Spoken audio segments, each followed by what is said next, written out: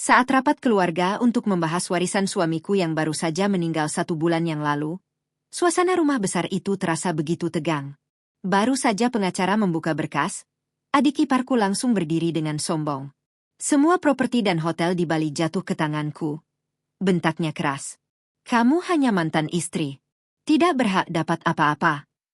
Ucapan itu disambut tepuk tangan dari ibu mertuaku. Bu Ratna tersenyum sinis sambil menatapku dengan pandangan merendahkan. Beberapa kerabat yang duduk di ruangan itu juga ikut tersenyum mengejek. Aku hanya menunduk, lalu tersenyum tipis. Kalian benar-benar tidak tahu ya? Kataku pelan. Kalimatku membuat semua orang di ruangan itu terdiam. Arman langsung menatapku tajam. Tahu apa? Bentaknya. Apa yang kau sembunyikan? Semua orang di ruangan itu tidak tahu bahwa sebenarnya. Sebelum ceritanya dimulai, seperti biasa tulis di kolom komentar kalian menonton dari daerah mana. Jangan lupa juga like dan subscribe agar channel ini bisa terus berkembang dan menghadirkan cerita-cerita menarik lainnya. Suasana ruang tamu utama rumah itu terasa mencekam. Hujan deras mengguyur di luar, seolah menjadi latar bagi tragedi yang baru saja terjadi. 1 bulan yang lalu, kepala keluarga di rumah ini, Rizky Pratama, meninggal dunia secara mendadak di usia 35 tahun. Namun anehnya, wajah-wajah yang duduk di sofa mahal itu sama sekali tidak menunjukkan kesedihan. Sebaliknya, mereka tampak tidak sabar. Mereka menunggu satu hal. Pembagian warisan. Aku duduk di kursi kecil di sudut ruangan, sedikit terpisah dari mereka yang duduk di sofa empuk. Pakaianku sederhana. Gamis biru tua dengan kerudung senada. Tidak ada perhiasan. Sangat berbeda dengan Bu Ratna yang leher dan tangannya dipenuhi emas berkilauan. Di sampingnya duduk Arman, adik kandung Rizky yang baru berusia 27 tahun. Namun sikapnya seolah dia adalah raja kecil di rumah ini. Kakinya diangkat ke atas meja. Matanya fokus pada layar ponsel. Sesekali dia mendengus kesal karena pengacara belum juga datang. Di sisi lain ada Clara dan Dimas, kerabat jauh yang entah mengapa ikut hadir. Mereka berbisik-bisik sambil melirik ke arahku dengan tatapan sinis. Aku tahu apa yang mereka bicarakan. Mereka menganggap aku hanya janda muda yang tidak punya pekerjaan. Selama ini mereka selalu menganggapku hanya benalu di keluarga ini. Aku hanya menunduk. Bukan karena hinaan mereka menyakitiku, melainkan karena aku sangat merindukan Rizky. Suamiku itu pergi terlalu cepat. Ia meninggalkanku sendirian menghadapi serigala-serigala berwujud manusia ini. Tiba-tiba bel pintu berbunyi. Asisten rumah tangga bergegas membuka pintu. Tak lama kemudian seorang pria parubaya masuk dengan langkah tenang. Itu Pak Adrian, pengacara kepercayaan Rizky. Ia membawa tas kulit hitam tebal. Melihat kedatangannya, mata Bu Ratna dan Arman langsung berbinar. Arman bahkan langsung menurunkan kakinya dari meja. Pak Adrian menyalami kami satu persatu lalu duduk di kursi tunggal. Ia membuka tasnya dan mengeluarkan beberapa berkas tebal. Suasana ruangan langsung hening. Semua mata tertuju pada tangannya. Seolah hidup mereka akan berubah tergantung isi berkas itu. Pak Adrian berdeham. Ia mulai membuka acara dengan kalimat formal tentang belasungkawa dan prosedur pembacaan wasiat. Namun belum sempat ia membuka amplop wasiat, Arman tiba-tiba berdiri dengan kasar. Meja sampai berguncang. Wajahnya merah karena tidak sabar. Dengar ya, bentaknya. Tidak perlu basa-basi. Ia menunjuk ke arah berkas itu. Kita semua tahu siapa yang paling berhak di sini. Arman lalu berkata dengan penuh kesombongan. Sebagai satu-satunya adik laki-laki Rizky, sekarang aku kepala keluarga. Ia menatapku dengan tatapan merendahkan. Semua properti, tanah, dan hotel di Bali otomatis jatuh ke tanganku. Kemudian ia berkata dengan nada menghina. Sedangkan kamu cuma mantan istri.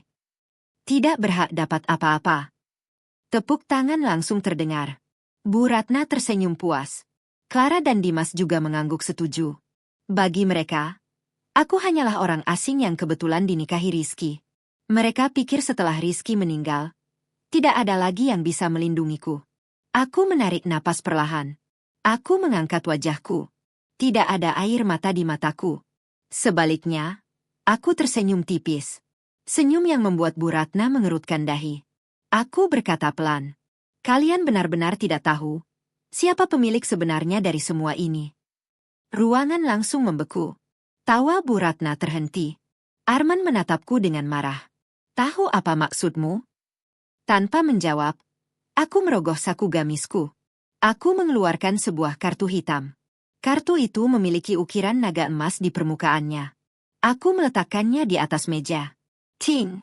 Bunyi kartu mengenai kaca terdengar jelas di seluruh ruangan. Pak Adrian akhirnya berbicara. Ia menatap Arman dengan dingin. Lukman, maaf. Maksud saya Arman. Saya harus meluruskan sesuatu. Ia lalu berkata dengan suara tegas. Rizky tidak pernah mewariskan Hotel Bali ataupun properti lainnya kepada Anda. Arman mencoba memotong pembicaraan. Namun Pak Adrian mengangkat tangan. Lepaskan emosi Anda sebentar. Ia lalu melanjutkan kalimat yang membuat semua orang terdiam.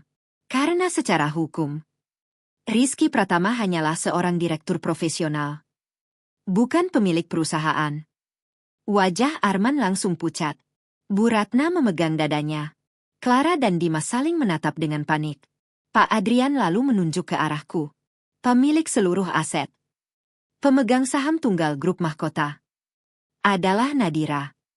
Keheningan langsung menyelimuti ruangan. Semua orang menatapku dengan wajah horor. Aku tetap duduk tenang. Senyum tipis masih ada di wajahku. Kesombongan Arman runtuh dalam sekejap. Keheningan yang terjadi setelah kalimat Pak Adrian terasa sangat berat. Semua mata kini tertuju padaku. Bukan lagi dengan tatapan merendahkan seperti tadi. Melainkan dengan tatapan tidak percaya. Arman berdiri kaku di tempatnya. Wajahnya pucat seperti orang yang baru melihat hantu. Ia menggeleng berkali-kali. Itu tidak mungkin. Gumamnya. Ia menatap Pak Adrian dengan marah. Kalian berbohong. Bentaknya. Kalian bersekongkol.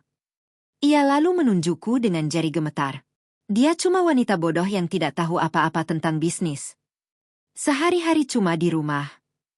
Bagaimana mungkin dia pemilik perusahaan sebesar itu? Suara Arman bergema di ruangan. Namun kali ini tidak ada wibawa dalam suaranya. Hanya kepanikan. Aku berdiri perlahan. Aku merapikan gamisku. Kemudian aku berjalan mendekati meja. Aku mengambil kembali kartu hitam itu dan memasukkannya ke dalam saku. Aku menatap Arman tepat di matanya. Kamu boleh tidak percaya, kataku tenang. Tapi fakta hukum tidak berubah hanya karena kamu berteriak. Aku melanjutkan dengan suara dingin. Selama ini aku diam bukan karena aku bodoh. Aku diam karena aku ingin menjaga harga diri suamiku di depan keluarganya yang gila harta. Semua orang di ruangan itu terdiam. Tapi sekarang Rizky sudah tidak ada. Dan kalian sudah menunjukkan wajah asli kalian. Jadi aku tidak punya alasan lagi untuk bersandiwara. Aku menatap mereka satu persatu. Permainan sudah selesai. Ruangan itu langsung kacau. Bu Ratna menjerit histeris. Kau penipu, teriaknya. Kau pasti mencuci otak anakku. Ia memukul-mukul dadanya. Rizky anak yang berbakti. Tidak mungkin dia membohongi ibunya. Menurutnya semua harta itu hasil kerja keras anaknya. Dan aku hanyalah istri licik yang memanipulasi dokumen. Arman yang tadi sempat terdiam kini kembali mengamuk. Ia merampas berkas dari tangan Pak Adrian. Ia membalik-balik halaman dengan tangan gemetar. Ia mencari namanya. Namun semakin ia membaca, semakin wajahnya berubah pucat. Dokumen itu lengkap. Ada cap notaris. Ada tanda tangan Rizky. Di sana tertulis jelas. Rizky hanya menjabat sebagai direktur profesional. Sedangkan komisaris utama dan pemilik saham. Atas nama Nadira. Aku kembali duduk. Aku memberi isyarat pada Pak Adrian untuk tetap tenang. Pak Adrian mengangguk. Ia tahu sejarah di balik semua ini. 5 tahun yang lalu, saat aku menikahi Rizky, suamiku hanyalah manajer pemasaran biasa. Ia jujur. Namun karirnya tidak berkembang. Sementara aku adalah putri tunggal seorang pengusaha tambang besar. Aku memilih hidup sederhana. Ketika ayahku meninggal, aku mewarisi kekayaan yang sangat besar. Aku menggunakan uang itu untuk membangun grup mahkota. Namun aku menempatkan Rizky sebagai wajah perusahaan. Agar ia merasa dihargai sebagai suami. Aku tidak pernah ingin ia merasa rendah diri. Sayangnya, kebaikanku justru menjadi bumerang. Keluarga Rizky melihat kesuksesannya sebagai sumber uang. Mereka tidak tahu, uang yang mereka foya-foyakan selama ini adalah uangku. Arman tiba-tiba membanting berkas ke lantai. Ini semua rekayasa, teriaknya. Ia menantangku. Buktikan dari mana kamu dapat uang sebanyak itu. Ia menertawakan pakaianku. Orang kaya mana pakai baju murahan seperti itu? Aku tersenyum tipis. Aku menoleh ke Pak Adrian. Tolong buka berkas kedua. Pak Adrian mengambil map merah dari dalam tasnya. Ia mengeluarkan lembaran rekening koran. Bukti transfer. Selama 5 tahun terakhir. Ia menyerahkannya kepada Arman dan Bu Ratna. Pak Adrian menjelaskan dengan tenang. Ini adalah aliran dana dari rekening pribadiku ke perusahaan. Setiap kali perusahaan membutuhkan modal. Kemudian ia menunjukkan transaksi lain. Uang yang keluar dari perusahaan. Menuju rekening Arman. Tagihan kartu kredit Bu Ratna. Mobil sport Arman. Liburan Clara dan Dimas ke Eropa. Semua menggunakan uang perusahaan. Yang artinya, uangku. Aku menatap Bu Ratna. Masih ingat kalung berlian yang ibu pakai saat arisan bulan lalu? Wajahnya berubah. Aku melanjutkan. Rizky menangis malam itu. Ia harus mengambil uang dari kas perusahaan hanya untuk membeli kalung itu. Supaya ibu tidak marah. Ruangan menjadi hening. Aku berkata pelan. Suamiku menderita tekanan luar biasa. Karena gaya hidup kalian. Namun Bu Ratna justru melempar kertas itu. Itu kewajiban anak laki-laki. Bentaknya. Harta anak adalah milik ibunya. Logika yang benar-benar terbalik. Arman mencoba taktik lain. Ia tertawa mengejek. Kalaupun benar kamu punya modal, katanya. Itu tidak mengubah fakta bahwa Rizky yang menjalankan semuanya. Ia lalu berkata dengan percaya diri. Sekarang Rizky sudah mati. Aku sebagai adiknya yang paling berhak memimpin. Aku akan mengambil kursi direktur mulai besok. Aku akan menendangmu keluar dari perusahaan. Aku menatapnya dengan iba. Prestasi apa yang pernah kamu buat di perusahaan? Arman terdiam. Aku melanjutkan. Posisi manajer keuangan yang kamu pegang hanya formalitas. Rizky memberikannya supaya kamu punya pekerjaan. Tapi kamu malah menggelapkan uang perusahaan. Wajah Arman berubah pucat. Aku berkata pelan. Aku sudah melakukan audit forensik. Sejak seminggu lalu. Mendengar kata itu, wajah Dimas ikut memucat. Karena ternyata, dia juga terlibat. Aku berjalan ke jendela. Hujan di luar mulai reda. Tanpa menoleh aku berkata, mulai besok. Tidak ada lagi posisi untuk Arman, Clara, atau Dimas di grup mahkota. Aku akan membersihkan perusahaan dari parasit. Arman langsung mengepalkan tangan. Ia melangkah maju, seolah ingin memukulku. Namun Pak Adrian langsung berdiri menghalangi. Berani menyentuh Bu Nadira. Katanya dingin. Kamu akan lebih cepat masuk penjara. Arman berhenti. Ia menendang kursi dengan marah. Bu Ratna kembali menangis. Kau tega mengusir keluarga suamimu sendiri. Teriaknya. Ia membawa-bawa nama Rizky. Katanya arwah Rizky pasti tidak tenang. Aku menatapnya dingin. Justru demi ketenangan Rizky aku melakukan ini. Aku tidak akan membiarkan harta kami habis untuk judi dan foya-foya kalian. Aku memberi ultimatum.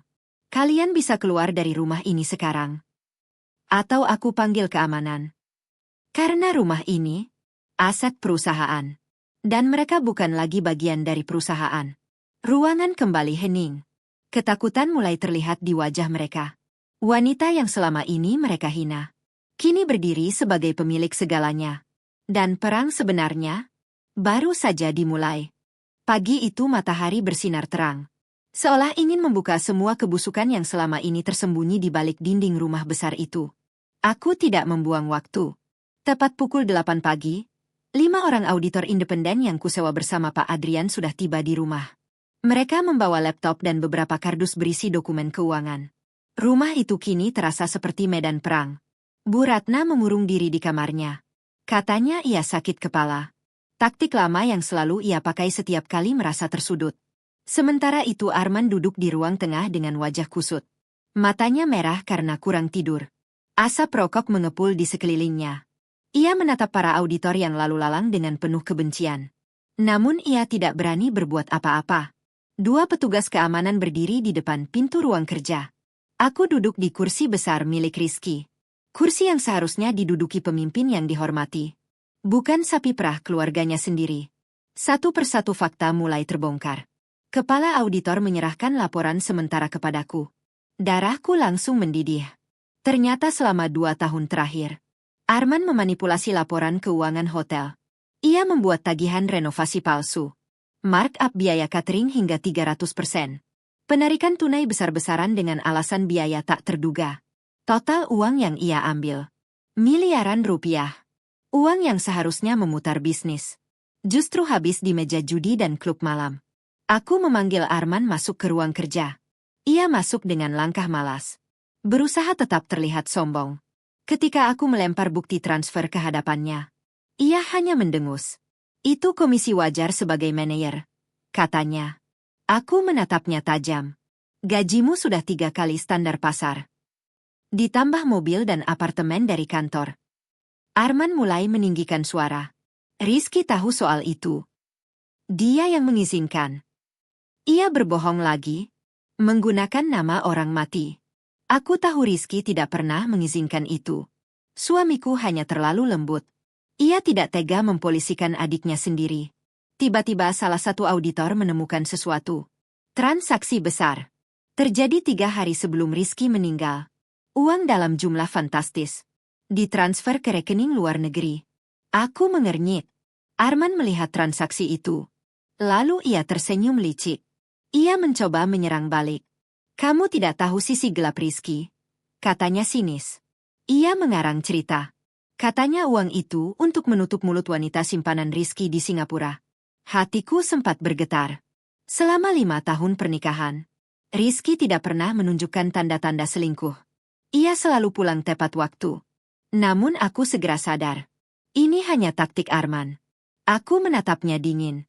Kebohonganmu semakin menyedihkan. Aku memerintahkan Pak Adrian menyelidiki rekening itu secara terpisah. Nama baik suamiku tidak akan dibiarkan tercemar. Saat para auditor istirahat makan siang, aku tetap berada di ruang kerja. Aku membuka laci meja Rizky. Pak Adrian memberikan kunci cadangan yang dulu dititipkan Rizky. Di laci paling bawah, aku menemukan sesuatu. Sebuah buku agenda kulit hitam. Buku harian Rizky. Tanganku gemetar saat membukanya. Tulisan tangan suamiku memenuhi halaman-halaman itu. Isinya membuat hatiku hancur. Rizky menulis tentang tekanan dari ibunya. Tentang permintaan uang yang tidak ada habisnya. Tentang ancaman Arman. Ia menulis bahwa Arman pernah mengancam akan membocorkan rahasia perusahaan jika tidak diberi uang judi. Halaman terakhir membuat napasku tercekat. Ditulis pada hari kematiannya. Tulisan itu ditekan kuat. Menunjukkan emosi yang dalam.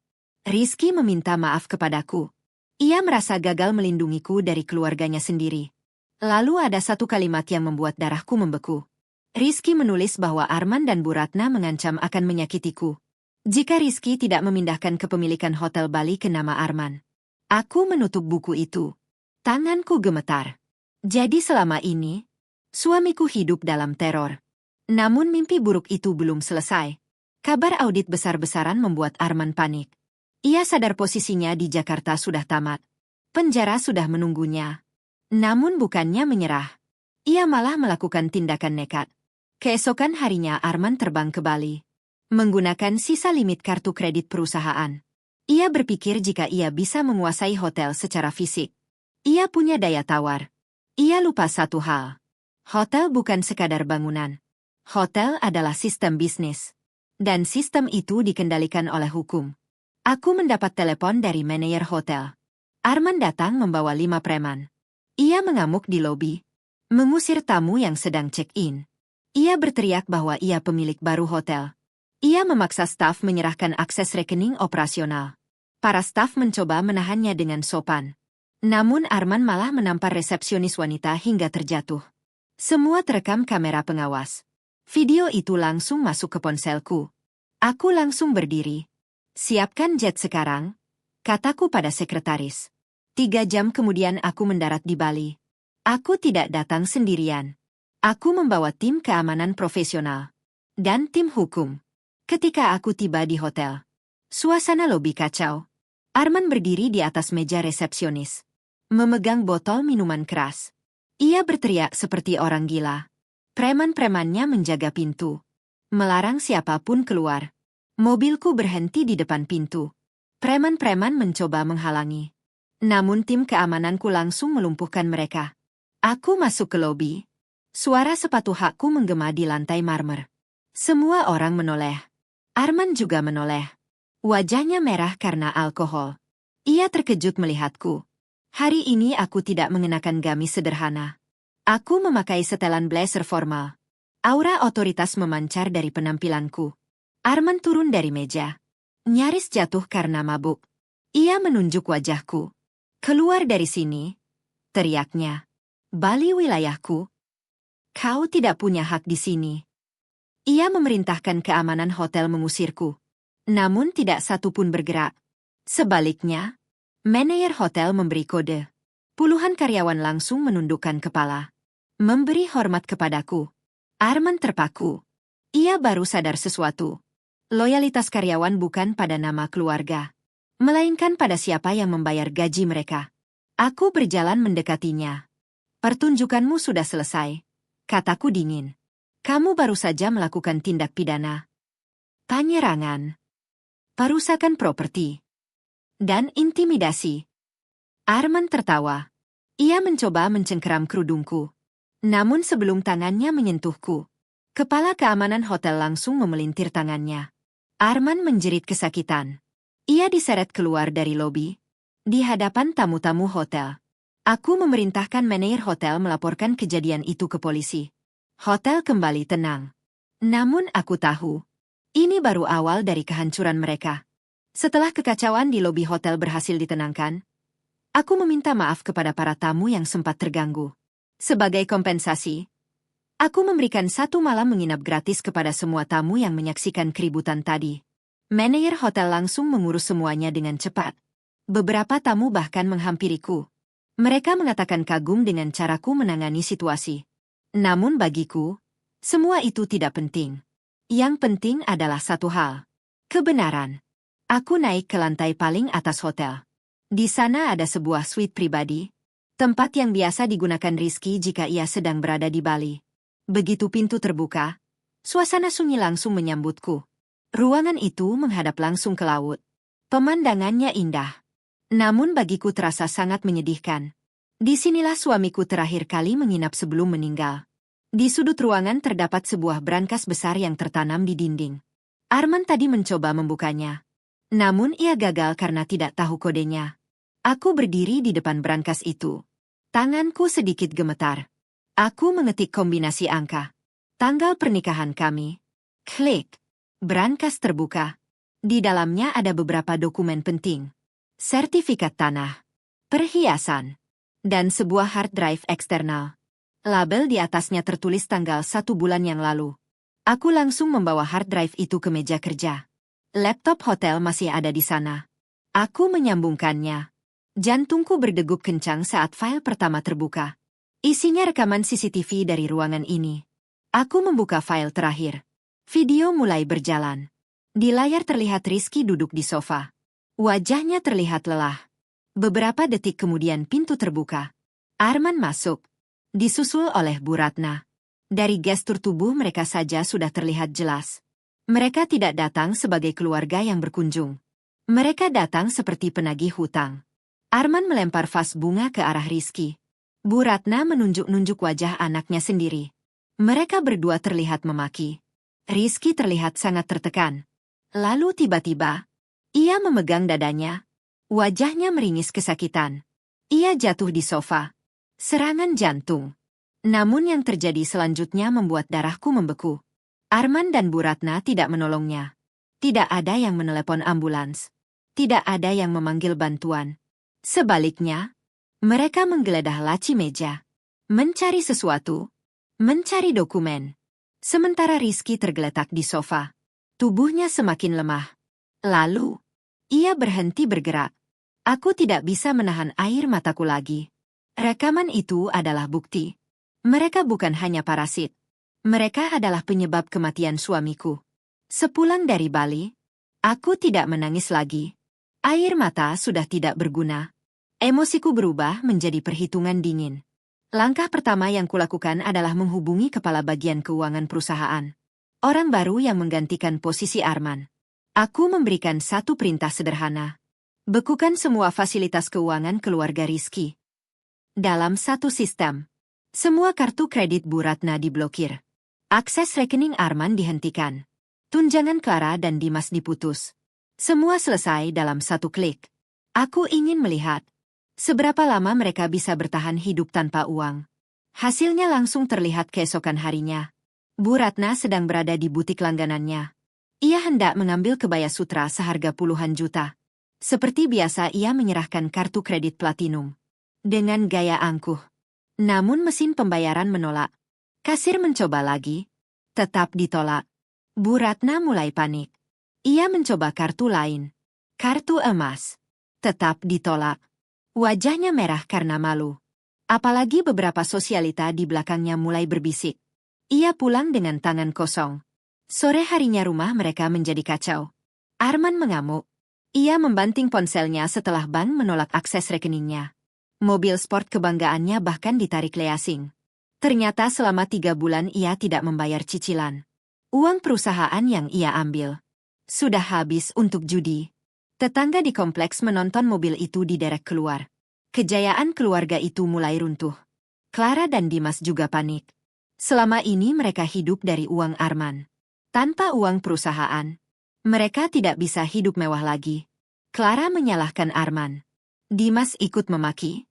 Pertengkaran hampir berubah menjadi perkelahian. Jika Bu Ratna tidak menangis histeris melerai mereka. Malam harinya Clara diam-diam datang ke kantorku. Ia memakai kacamata hitam. Takut ketahuan Arman. Ia memohon agar jatah bulanannya tidak dihentikan. Untuk menyenangkanku, ia mulai membocorkan rahasia keluarga. Ia bercerita bahwa Bu Ratna sering pergi ke dukun. Meminta jampi-jampi agar Rizky tetap menuruti kemauannya. Clara juga membocorkan rencana Arman. Ia berniat membuat surat wasiat palsu. Memalsukan tanda tangan Rizky. Aku mendengarkan semua itu dengan tenang. Semua pembicaraan direkam. Setelah selesai, aku hanya memberinya uang transport. Aku tidak butuh sekutu seperti dia. Namun informasinya sangat berguna. Beberapa hari kemudian, Bu Ratna datang ke kantorku. Ia masuk tanpa izin. Ia menggebrak meja kerjaku. Buka blokir uang kami, teriaknya. Menurutnya ia berhak atas harta Rizky. Ia menuntut pembagian warisan. Ia bahkan mengancam melaporkanku ke polisi. Jika aku tidak mentransfer miliaran rupiah kepadanya. Aku hanya menatapnya tenang. Aku membuka laci. Mengeluarkan sebuah map biru. Perjanjian pranikah, kataku. Aku menjelaskan dengan dingin. Aku dan Rizky memiliki perjanjian pisah harta. Semua aset perusahaan milikku. Rizky tidak memiliki aset pribadi. Bu Ratna terdiam. Namun kejutan belum selesai. Aku mengeluarkan dokumen lain. Daftar hutang pribadi Rizky. Hutang kartu kredit. Pinjaman. Totalnya miliaran rupiah. Semua untuk membiayai gaya hidup mereka. Aku berkata pelan. Kalau ibu ingin warisan, ibu juga harus menanggung hutangnya. Wajah Bu Ratna langsung pucat. Aku melanjutkan. Dan satu lagi. Rumah yang ibu tempati sekarang bukan milik Rizky. Itu aset perusahaan. Aku menyodorkan surat pengosongan rumah. Ibu harus keluar minggu depan. Tubuh Bu Ratna hampir ambruk. Untuk pertama kalinya, ia benar-benar kalah. Namun Arman belum menyerah. Ia memilih jalan terakhir. Menghancurkan reputasiku di depan publik. Dan perang yang sesungguhnya baru saja dimulai. Karena tidak mampu melawanku secara hukum maupun bisnis, Arman memilih jalan lain. Ia mencoba menghancurkanku lewat opini publik. Ia bekerja sama dengan seorang pengacara sensasional yang terkenal suka mencari perhatian media. Mereka menyusun cerita bohong. Cerita yang memutarbalikkan fakta. Target mereka hanya satu. Membuatku terlihat seperti monster. Serangan dimulai dari media sosial. Sebuah akun anonim mengunggah video pendek. Video itu memperlihatkan Bu Ratna menangis di depan pagar rumah mewah mereka. Narasinya berbunyi, seorang menantu kaya mengusir ibu mertuanya sendiri setelah suaminya meninggal. Video itu viral dalam hitungan jam. Ribuan komentar bermunculan. Orang-orang yang tidak tahu fakta langsung menghujatku. Mereka menyebutku wanita serakah, menantu durhaka, istri yang tidak tahu diri. Serangan tidak berhenti di situ. Arman dan Bu Ratna bahkan muncul di sebuah acara talk show televisi. Di sana Arman menangis di depan kamera. Ia berakting seperti adik yang dizalimi. Katanya Rizky sebenarnya sangat menderita hidup bersamaku. Ia mengarang cerita bahwa aku menguasai semua uang suamiku. Bahwa aku melarang Rizky memberi uang kepada ibunya. Bu Ratna juga ikut berdrama. Ia mengatakan sering kelaparan karena aku tidak memberi uang belanja. Bahkan ia menuduhku melarangnya menjenguk Rizky saat sakit. Cerita bohong itu membuat publik semakin marah padaku. Saham perusahaan bahkan sempat turun. Beberapa mitra bisnis menelponku. Mereka bertanya apakah semua berita itu benar. Di depan kantor, puluhan wartawan sudah menunggu. Pak Adrian terlihat khawatir. Ia menyarankan agar aku segera membuat klarifikasi. Namun aku menolak. Aku memilih diam. Selama 3 hari. Aku membiarkan Arman dan Bu Ratna terus berbicara. Karena semakin banyak mereka bicara, semakin banyak kebohongan yang mereka buat. Selama 3 hari itu aku bekerja dalam diam. Aku mengumpulkan semua bukti, semua rekaman, semua dokumen. Aku menyiapkan satu serangan balik besar. Aku menyewa ballroom sebuah hotel bintang 5. Aku mengundang semua media nasional. Undangan itu hanya berisi satu kalimat. Kebenaran di balik topeng keluarga Rizky. Judul itu langsung membuat semua wartawan penasaran. Hari konferensi pers tiba.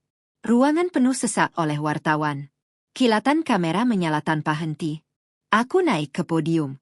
Aku mengenakan pakaian hitam sederhana. Tanpa perhiasan. Di sampingku duduk Pak Adrian dan tim hukum. Aku tidak memulai dengan pidato panjang. Aku langsung meminta operator memutar video. Video pertama muncul di layar besar. Itu rekaman rapat warisan di rumah kami. Suara Arman terdengar jelas. Semua properti dan hotel Bali jatuh ke tanganku. Kamu cuma mantan istri. Kamu tidak berhak dapat apa-apa. Para wartawan mulai saling berbisik. Karena kata-kata itu sangat berbeda dengan citra Arman di televisi. Kemudian video kedua diputar. Rekaman suara Bu Ratna yang memaki Rizky di telepon. Ia menuntut uang untuk arisan. Menghina anaknya sendiri. Beberapa wartawan terlihat kaget. Namun video terakhir membuat seluruh ruangan membeku. Video CCTV dari Hotel Bali. Detik-detik kematian Rizky. Di layar terlihat Rizky memegangi dada. Arman dan Bu Ratna berada di ruangan itu. Namun mereka tidak menolong. Mereka justru mencari dokumen. Mencari sertifikat tanah. Sementara Rizky tergeletak tak berdaya. Video berhenti tepat saat Arman menemukan sebuah map. Dan tersenyum puas. Ruangan menjadi sunyi. Tidak ada suara kamera. Beberapa wartawan menutup mulut mereka. Aku mengambil mikrofon. Suaraku bergetar. Namun bukan karena takut. Karena marah. Apa menurut kalian ini keluarga? Tanyaku. Apa ini yang disebut anak berbakti? Aku menatap seluruh ruangan. Siapa sebenarnya yang jahat di sini? Istri yang melindungi perusahaan suaminya. Atau keluarga yang membiarkan seorang anak mati demi harta. Aku menutup konferensi pers dengan satu pengumuman. Aku telah melaporkan Arman dan Bu Ratna ke polisi. Atas dugaan kelalaian yang menyebabkan kematian. Dan penggelapan dana perusahaan. Berita itu langsung meledak di seluruh Indonesia. Opini publik berbalik. Orang-orang yang dulu menghujatku. Sekarang meminta maaf. Namun semua itu tidak penting bagiku. Yang penting hanya satu. Keadilan. Dan keadilan itu akhirnya datang. Setelah konferensi pers yang menggemparkan itu, semuanya bergerak sangat cepat. Video rekaman CCTV yang kutampilkan di depan media menjadi bukti yang tidak bisa dibantah. Polisi segera membuka penyelidikan. Kasus ini bukan lagi sekadar drama keluarga. Ini sudah masuk ranah pidana. Kelalaian yang menyebabkan kematian seseorang. Dan penggelapan dana perusahaan dalam jumlah besar. Pagi itu pukul 9. 3 mobil polisi berhenti di depan rumah mewah keluarga Rizky. Sirene mereka memecah keheningan kompleks elit itu. Aku melihat semuanya dari dalam mobil yang terparkir agak jauh. Aku ingin melihat sendiri bagaimana keadilan bekerja. Beberapa polisi turun dari mobil. Mereka membawa surat perintah penangkapan. Mereka mengetuk gerbang besar rumah itu. Tidak ada jawaban. Namun mereka tidak menyerah. Seorang polisi akhirnya memanggil lewat pengeras suara. Saudara Arman diminta keluar dan menyerahkan diri. Beberapa menit kemudian pintu rumah terbuka. Bu Ratna muncul. Wajahnya bengkak. Matanya sembab. Ia tampak seperti tidak tidur semalaman. Ia mencoba menghalangi polisi. Anakku tidak bersalah, teriaknya. Itu semua fitnah. Ia menuduh video CCTV itu rekayasa. Namun polisi tetap menunjukkan surat penangkapan. Bu Ratna semakin histeris. Ia bahkan memukul dada salah satu petugas. Akhirnya polisi wanita menahannya agar tidak mengganggu proses hukum. Beberapa saat kemudian Arman keluar dari rumah. Penampilannya sangat berbeda. Tidak ada lagi jas mahal. Tidak ada jam tangan mewah. Ia hanya mengenakan kaos kusut dan celana pendek. Wajahnya pucat. Matanya merah.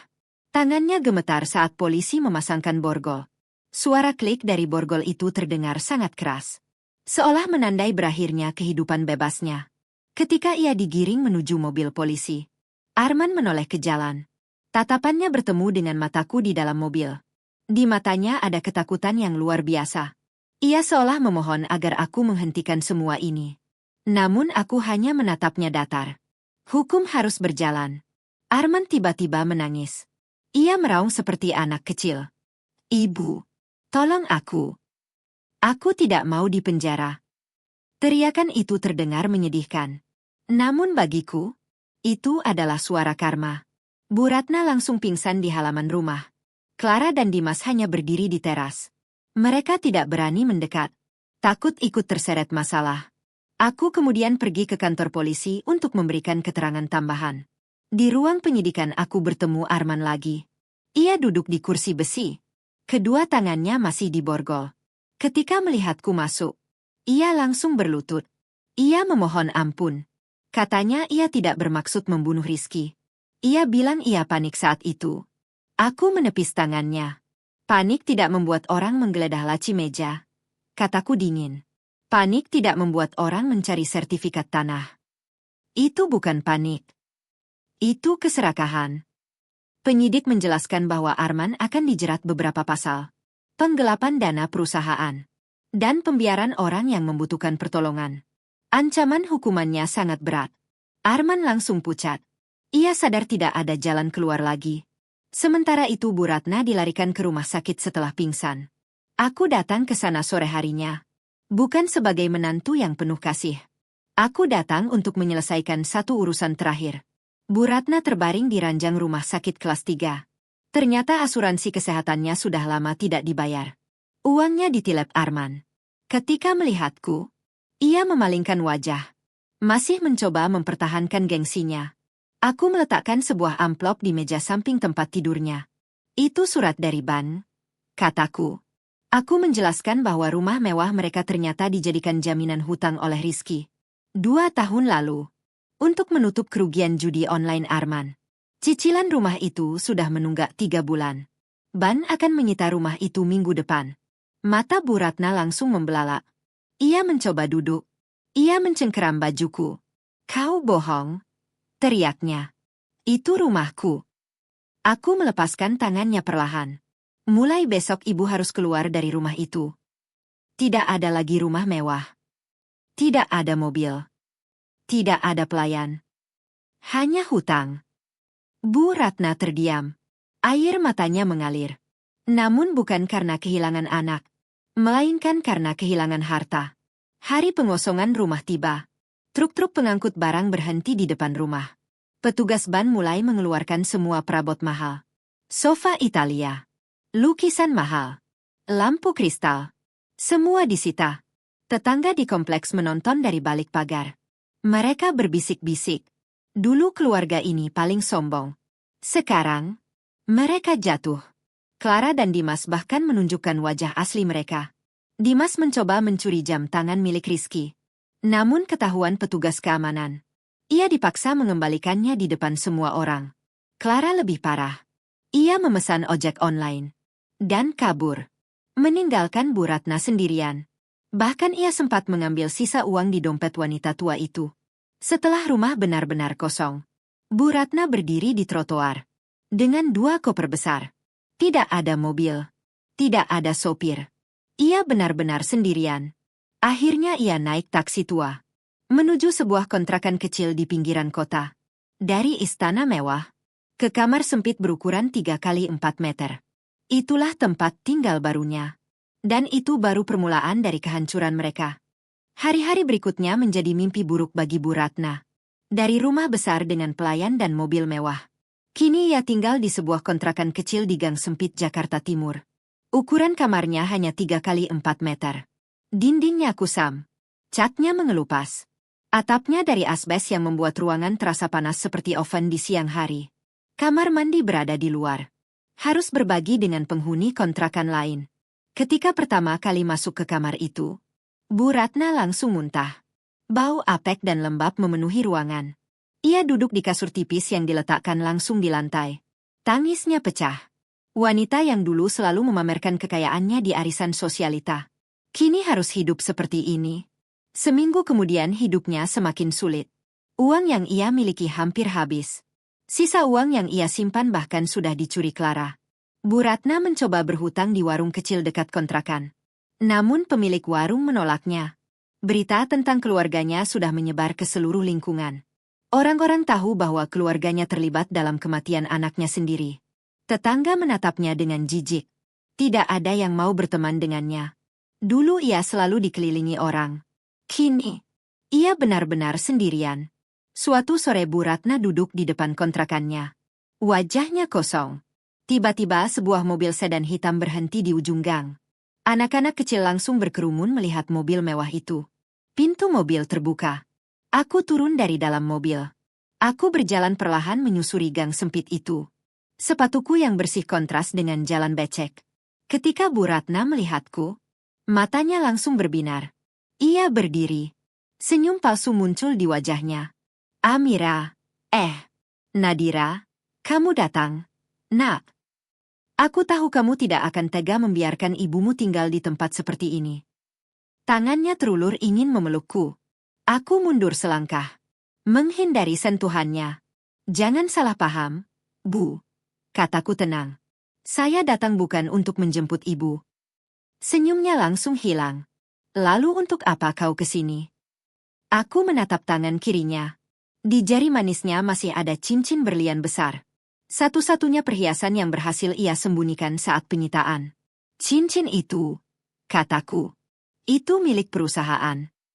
Bu Ratna langsung menyembunyikan tangannya. Ini punyaku. Rizky yang membelikannya. Aku menggeleng. Cincin itu dibeli menggunakan kartu kredit perusahaan. Tagihannya dibayar oleh perusahaan. Itu aset inventaris. Aku menatapnya dingin. Kalau ibu tidak menyerahkannya, saya panggil polisi. Bu Ratna langsung pucat. Dengan tangan gemetar, ia melepaskan cincin itu. Air matanya menetes. Cincin itu adalah harapan terakhirnya. Kini harapan itu pun hilang. Aku mengambil cincin itu, membersihkannya dengan tisu, lalu memasukkannya ke dalam tas. Sebelum pergi aku berkata pelan, "Oh ya, Bu. Arman baru saja dipukuli teman satu selnya. Dia ketahuan mencuri jatah makan narapidana lain. Kalau ibu mau menjenguknya." Aku berhenti sejenak. Ah iya, ibu bahkan tidak punya ongkos ke penjara. Aku berbalik, meninggalkan Bu Ratna yang menangis histeris di lantai semen. Beberapa bulan kemudian sidang Arman dimulai. Ruang sidang penuh oleh wartawan. Arman duduk di kursi terdakwa. Kepalanya dicukur habis. Tubuhnya kurus. Ia mengenakan rompi tahanan. Jaksa membacakan semua dakwaan. Penggelapan dana perusahaan. Manipulasi laporan keuangan. Dan pembiaran yang menyebabkan kematian Rizky. Ketika rekaman CCTV diputar di ruang sidang, suasana menjadi sunyi. Hakim akhirnya membacakan putusan. Arman divonis 12 tahun penjara. Ia langsung jatuh berlutut, menangis di ruang sidang. Memanggil ibunya. Namun ibunya sendiri mengalami nasib buruk. Bu Ratna yang hadir di sidang tiba-tiba kejang. Ia terkena stroke. Separuh tubuhnya lumpuh. Ia dirawat di rumah sakit umum. Tanpa uang. Tanpa keluarga. Akhirnya aku memutuskan memindahkannya ke panti jompo sosial. Tempat sederhana milik pemerintah. Di sana ia tinggal bersama puluhan lansia terlantar lainnya. Aku datang mengantarnya ke kamar. Ruangan itu berisi 10 tempat tidur. Bu Ratna menatapku dengan mata basah. Mulutnya yang miring berusaha berbicara. Namun tidak keluar kata.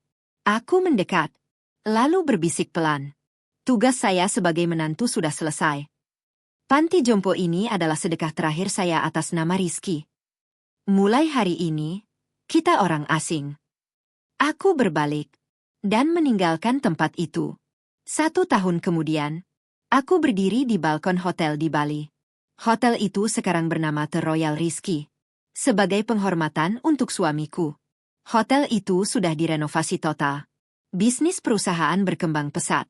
Grup mahkota kini merambah sektor logistik dan kuliner. Namaku sering muncul di majalah bisnis. Sebagai salah satu pengusaha wanita paling berpengaruh. Namun semua itu bukan tujuan hidupku. Uang hanyalah alat. Bukan segalanya. Sore itu Pak Adrian datang menemuiku. Ia membawa sebuah kotak kayu kecil. Ini amanat terakhir Pak Rizky, katanya. Baru boleh diberikan 1 tahun setelah beliau meninggal. Aku membuka kotak itu. Di dalamnya ada kalung liontin kecil. Dan sebuah surat. Surat tulisan tangan Rizky. Tanganku gemetar saat membacanya. Rizky meminta maaf. Ia merasa gagal melindungiku dari keluarganya. Namun ia juga menulis sesuatu yang membuat hatiku tenang. Ia tahu suatu hari keluarganya akan mencoba menghancurkanku. Itulah sebabnya ia meninggalkan semua bukti. Agar aku bisa melawan mereka. Kalimat terakhir surat itu membuat air mataku jatuh. Terbanglah tinggi, ratuku. Aku akan selalu bangga padamu.